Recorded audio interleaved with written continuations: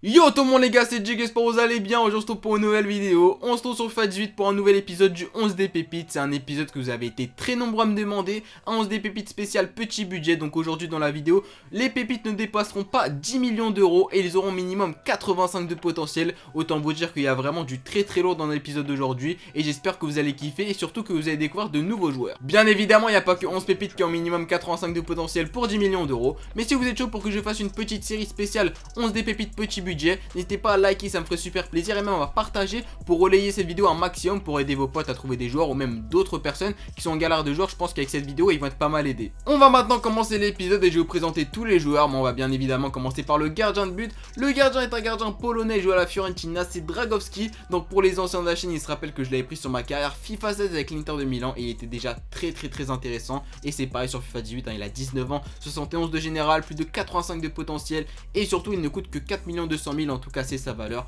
Mais franchement très intéressant pour pas cher, c'est vraiment le gardien de l'avenir. Si vous n'avez pas trop de budget, il faut prendre Dragowski, il est vraiment super chaud. Ensuite on passe au défenseur gauche. Alors lui j'en ai déjà parlé dans des anciennes vidéos, même sur FIFA 17 j'en avais déjà parlé, c'est Ryan Sessegnon. Le défenseur gauche de Fulham, il est anglais, il peut jouer sur tout le couloir gauche, un défenseur gauche comme ailier gauche. Voilà, il est vraiment très complet, il est aussi pas mal rapide, hein. Je vous montre un petit peu ses stats, vous pouvez les regarder à l'écran. Donc vraiment rapide, technique, il est bon centreur. Voilà, franchement il a une bonne qualité de passe aussi, donc je vous le conseille. Il coûte que 1 100 000. Le problème c'est que voilà, vu que c'est un jeune joueur, il sort du centre de formation, vous pouvez pas directement l'acheter. Faudra attendre le mercato d'hiver ou le prochain mercato, mais il sera accessible pour vous vu qu'il n'aura pas pris beaucoup de valeur, je pense. Ryan Sessegnon à gauche, c'est basique, vraiment il augmente à une vitesse phénoménale. Ensuite on passe à la charnière centrale. Le premier c'est Upamecano, je vais pas trop m'attarder sur lui parce que j'en ai déjà parlé dans mon 11 des pépites françaises. Pour moi c'est un des meilleurs défenseurs centrales du jeu en termes d'âge et surtout de potentiel. Il coûte pas cher, 6 500 000 et puis il est très complet, il peut même jouer milieu défensif. Voilà, franchement super, très rapide aussi. Je vous montre un petit peu ses stats pour ceux qui ne les avaient pas vus, mais voilà, 84 de vitesse pour un défenseur central avec, on va dire, 83 de force. Il y a difficilement mieux. On passe maintenant à Matthijs, ou oui c'est Matthijs de Ligt, hein, je suis pas hollandais, je suis désolé pour l'accent. C'est le joueur le plus cher, il coûte 11 500 000, voilà. Bon, il a peut-être dû augmenter un petit peu pendant que je faisais ma recherche de joueurs, mais sinon c'est 10 millions. Mais voilà, lui très intéressant, c'est un des meilleurs jeunes joueurs je pense en termes de défenseur. 11 500 000, 17 ans 76 de général, je suis plus vieux que lui. Et puis voilà, regardez ses stats, hein, c'est impressionnant, c'est un très bon joueur, il est très physique, assez rapide aussi. Et franchement pour un défenseur central de ce gabarit, je vous le conseille, c'est un monstre. Et puis voilà, il a tout pour lui, donc n'hésitez pas à le prendre. Après il coûte un petit peu plus cher que les autres, mais bon, je pense que ça peut faire l'affaire. À droite on passe sur Fabricio Bustos, donc lui c'est un petit argentin que j'ai trouvé qui est super intéressant. Il peut jouer défenseur droit, défenseur gauche, milieu droit, très complet. Voilà, 6 millions de valeur, c'est vraiment pas très cher, 21,73, il est aussi assez rapide je crois. Je vais vous montrer ça tout de suite. Voilà, 85 d'accélération, 82 de vitesse, autant vous dire que c'est ce qu'on cherche en termes de latéraux.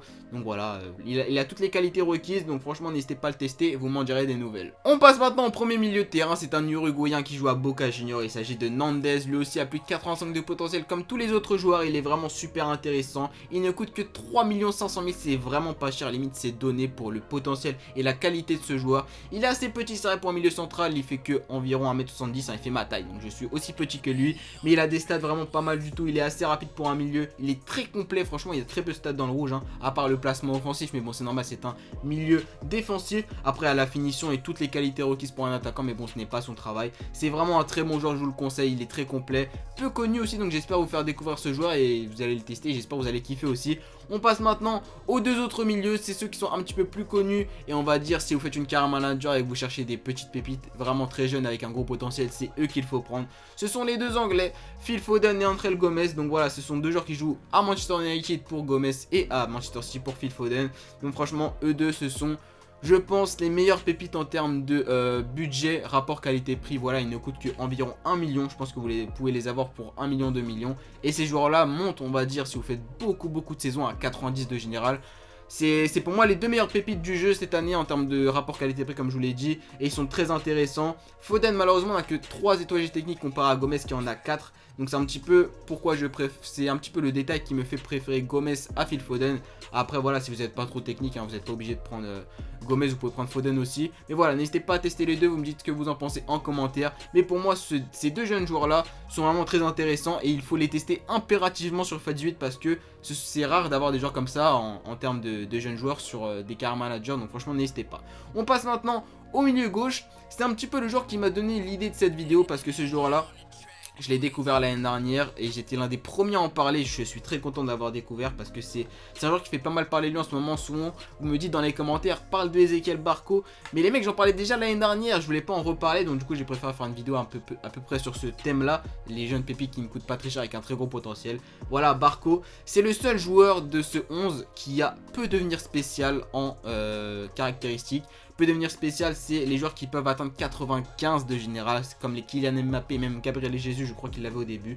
C'est un joueur qui a 18 ans 73 de général, qui peut monter à 95 et vous pouvez l'avoir pour moins de 10 millions. Donc foncez, ne vous posez pas de questions, prenez-le. Moi je me rappelle avec Arsenal l'année dernière, il avait 20 ans 87 de général, donc en 3 saisons il avait pris 15 points de général, donc n'hésitez pas, c'est un monstre, il peut jouer milieu gauche comme milieu central, comme milieu offensif, et il a aussi 4 étoiles techniques.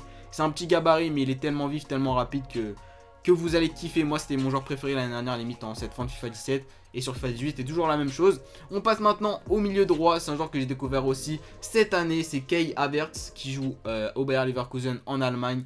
Il est assez intéressant parce que déjà il coûte pas cher, 8 millions de valeur. Il a 18 ans 113 de général comme Barco.